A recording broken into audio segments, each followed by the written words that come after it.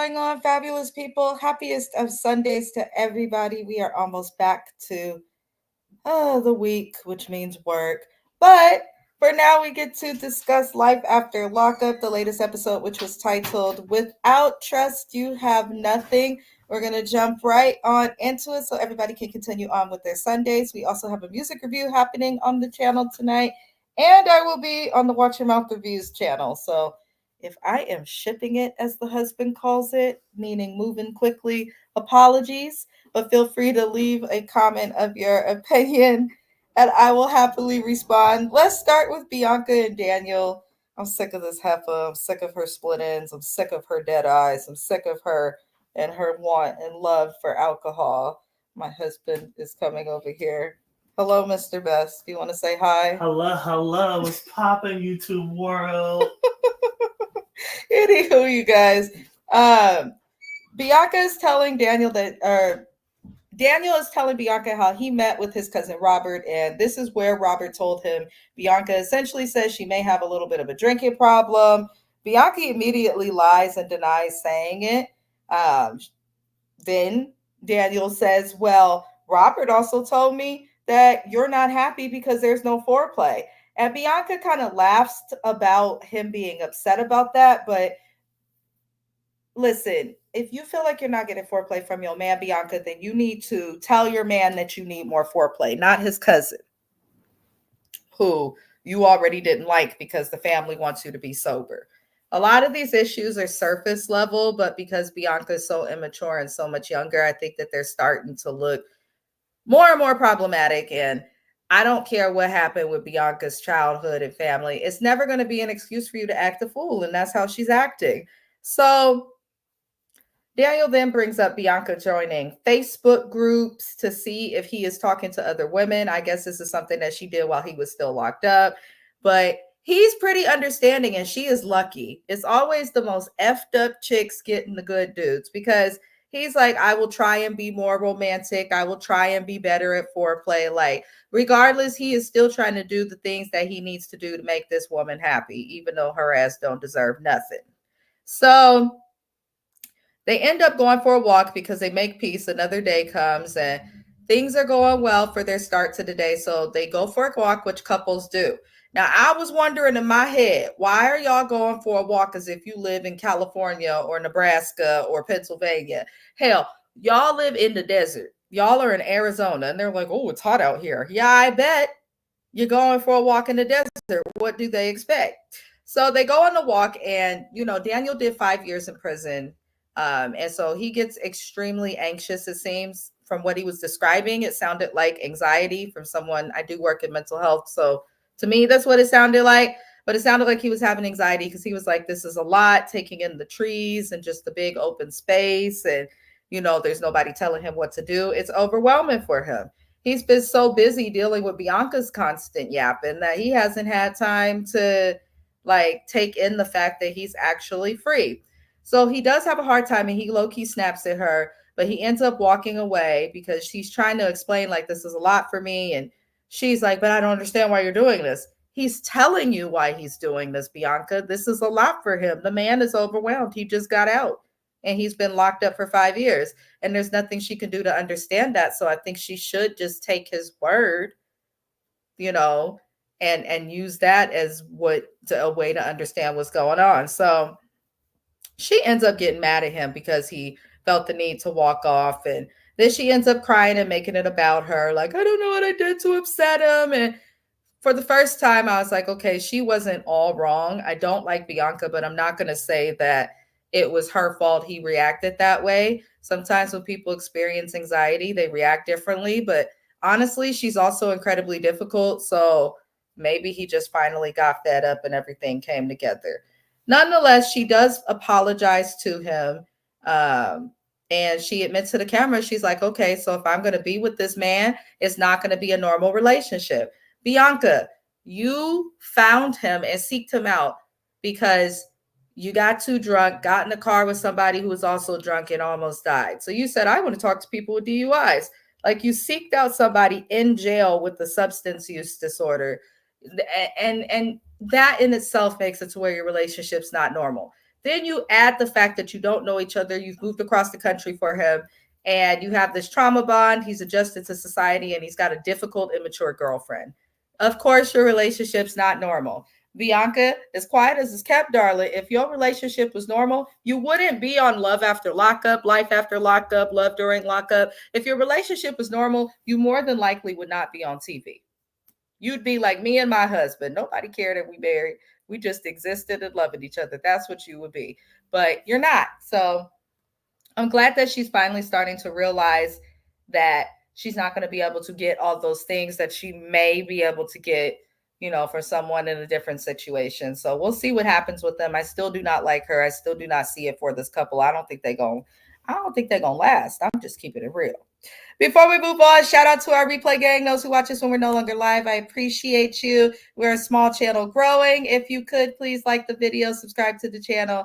I greatly appreciate you. If not, either way, we appreciate you for watching. We're going to move on to the next couple, which is Brittany and Key Rock, which is the face of the thumbnail for this week's video because their situation with Brittany and Key Rock, a piece of it is like, okay, they're young, but they're trying to be adults. But then the other piece of it to me is like, okay, they also, especially Brittany, are like immature in various ways. So Brittany, we see her trying on wedding dresses with her friend Shayla, who always talks sense into her. And she called her PO because her friend convinced her to. And she, asked her PO, like, listen, we're going to be getting married. Is this going to help it to where she could live with Key Rock because she's unable to live with Key Rock right now because they're both felons and the state of Texas will not accept Brittany. Now, shout out to Miss AKA. She is someone who watches our channel. Love her to death. Super cool person. But she has sent me some articles to show like what Brittany was arrested for. And I had entirely forgot. She was a setup girl. She basically set up somebody else to get viciously robbed and beaten. So I can kind of understand why they're like, you need to be on probation. But at the same time, they're already engaged. So I don't see how the state would view it as fraud when their engagement was literally filmed on this show months ago. And I don't believe they're really talking to the PO. I just don't. I be thinking it's a producer or somebody calling, especially with how they changed the voice. Because there's no way, I've never heard of POs being that responsive. But she's upset because the PO is suggesting that she not do this. But the wedding day comes and they end up getting married anyway. But Brittany has always wanted a big wedding. So her energy is noticeably off for this wedding. And she's been freaking out. She's called her grandmother 4 times. This is the one family member she speaks to because we know she has a bad relationship with her parents. But she's not sure she wants to tell Key Rock what the PO suggested. So we get to the day of the wedding. They're there. They're about to start the ceremony. And this is where she pulls Key Rock to the side before starting. And it looks like she's going to tell him of what the PO said to see what he wants to do, which I'm sure he'll be like, either way, we love each other. Let's do this. But, we'll see what happens next week. Let me say this. I'm not that invested in their storyline. Brittany and Key Rock in the beginning, I was like, okay, but I don't feel like they're showing everything. Like if you look at how this couple's evolved from Love During Lockup to now, it makes me think like they're doing whatever they can to make Key Rock look less controlling and to look good. But I'm not invested. It doesn't feel genuine. We'll see what happens. But as of right now, I'm side-eyeing their storyline as a whole. Like, I'm sure they're in love. I'm sure they're a couple, but I don't buy it. Plus, they just posted that they just now got to Texas. So we'll see. Moving on, y'all. Zaria and Troy are the next couple we're going to discuss. They are the Hot Mess Express. Mama Karen, has been on Facebook acting a fool. She has been on Instagram Live acting a fool. I believe a lot of what she's saying. I just don't respect the things that Karen is saying because it's like you dropped your kid off and never came back for him. So I can't respect her for that reason. But apparently Zaria's parents, her adopted parents' house caught on fire. Her son was there because he ain't never with her. I said what I said, but he is okay. Now, when they're describing this house, I'm thinking that the house will be charred. There will be caution tape around the property. I'm thinking all of these crazy things I'm going to see.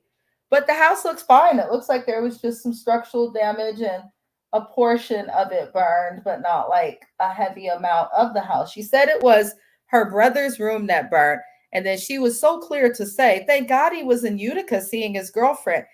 I don't think her brother was in Utica seeing his girlfriend. I think her brother might have started that fire. I'd like to remind everybody too to read the bottom of the screen. Everything said is alleged. I'm just expressing my opinions, but it was just such a random statement to make that I'm like, your brother probably started that fire smoking or something. I'm not saying it was intentional, but I don't think he was with the girlfriend, but I think they go say he was for insurance purposes. So now Zaria seems to think that the psychic is the reason that this fire has happened, which really annoyed the hell out of me. You know, her parents are preachers, they have a church, and her mom doesn't believe in seeing a psychic. Her mom referred to it as witchcraft. And so she has concerns because of that. She says, I saw a psychic. My mom warned me. The next day, their house burns down after we left. So I will say that's weird, but unfortunately, sometimes bad things happen, and looks like her parents are able to get through it. So her dad takes Troy to their church because they're going to have an event at the church to try and save their funding for Project Heal. Because as we know, Zaria and Troy also are experiencing the risk of eviction because they're not able to pay the rent for their business. They're not able to pay the rent for their actual home residence where they lay their heads. How this happens, I don't know. They got gas money, but they can't pay their rent. I don't understand that. I feel like they're just not willing to do what they have to do to sacrifice to pay their rent, but none of it makes sense. And I want both of them to get a real job outside of just their nonprofit, because ain't no way in hell you're going to sit here and tell me that you're going to have an event at your parents' church for the community to try and get some funding for your nonprofit, but when you get that funding, it's going to go to your rent. It's not going to go to doing stuff for the community, which is going to cause a further issue. And then I'm like, you got a nonprofit, but y'all also selling Delta 9 weed gummies. I don't understand Zaria and Troy at all. I personally think these people are tweakers on the low, especially based on her skin, but that's just me. So, meanwhile, while the dad's at church with Troy, Zaria is saying that she's been calling her mom for days, and she hasn't heard from her mom really since the fire. And she believes that her mom's upset about the psychic and the witchcraft and all of that. So she finally does speak to her mom, and her mom agrees to come over. Her mom comes over to Zaria's house and sees the grandbaby, but you could tell the mom was a little bothered to a certain extent. It could have been because of Zaria. It could also be like this lady's house just burned down to a point to where she has to be in a hotel. They're dealing with insurance. They're trying to get the electric back on, as she explained. Like, why would you have this lady come to you? Why can't you go to her? And then she talks about how she needs to start planning her wedding, which irritated me because she gonna ask the parents, like, are you guys gonna help with this? And they're like, of course we're gonna help. But I'm like, why are you asking your parents to help you pay for your wedding when you got unpaid rent that you could ask them to help with, and they just lost their house and are experiencing some type of economic crisis? But you're going to ask them for the wedding. If you're going to ask your parents for any type of help with anything, let it be to pay your rent. What are you doing, Zaria? Apologies to everybody in the background. My cat is meowing, but I'm hoping that he'll stop. If you have a cat, you know that they do what they want to do. Uh, but Zaria's mom says that they will help, with the money and all of that for the wedding when the time comes. And then they move on to discuss Zaria's biological dad. She says she wants her biological father to walk her down the aisle, which I knew that Zaria's parents could not have been her biological parents, because them people is chocolate. I'm trying to tell you, her mom looked good, her dad looked all right, and based on how her sister looks, Zaria don't look related to these people at all. And she is not. These are her adopted parents. Her mom gave her up when she was 16. The birth father didn't even know she existed until now. So it looks like Zaria has reconnected and is building a relationship with her biological father.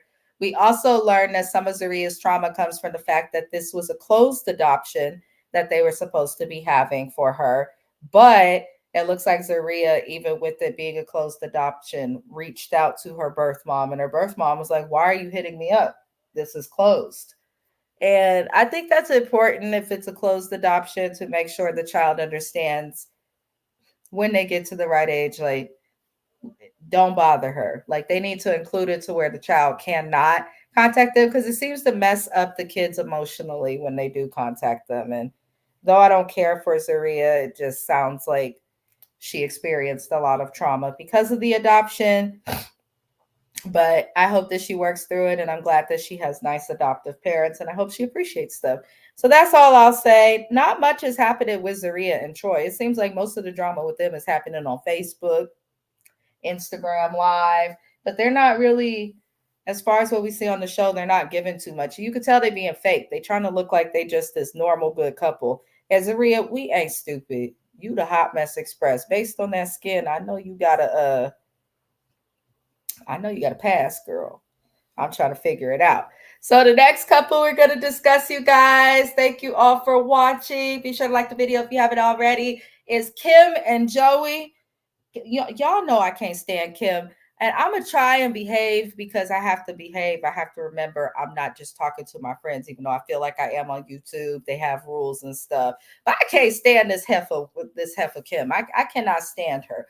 And there must not be many options in the city that she's from for her to be in this weird situation. So Kim is out to eat with Joey. And she mentions to him how she saw her cousin Tatum, who, remind y'all, Tatum is how Kim even got with Joey in the first place. Tatum was with Joey, like on a serious note, lost her virginity to him, was dating him. He cheated on her with Kim, who happened to be her cousin. Now she's helping to plan the wedding. It's a mess. But she tells Joey how she and Tatum made peace. And then she also takes the date night to tell Joey that she's not divorced. Joey's been under the impression that Kim is filing for divorce. He knows that she's still married, but he's been under the impression that the divorce is damn near final. He did not know that she has not even filed for divorce. She's just separated. And he gets pissed off and storms out, which I can kind of understand. But I'm like, listen, sir, you can't really get too upset because she gonna marry you, and what you gonna do for her? You don't even want to get a job, but you're mad that she's married. So I'm just looking at both of them like they slow. But he comes back in and he does have a point. It is dumb for her to try and buy a house for herself and Joey while still married to the next man. Joey's like, I'm not going to be paying on nothing that man owns half of and could just take. And he has a point. So essentially, he wants her to see a lawyer. There's not much to happen with them. But I feel like Kim has that, common, I'm going to call it clear women syndrome, because why would you think that that's okay? And you still need to tell him of this DNA test. Like, there's just a lot with Kim that's going on. And I'm surprised that they're even on Life After Lockup. We TV used to make it to where we got to see them on Love After Lockup a few times before they get to Life After Lockup. He just got out, so we don't know that this is a happily ever after. They should be on Love After Lockup. They should not be here. So that's all that happened with them. That's all I'm gonna say for now on them. But yeah, I don't really care for Kim.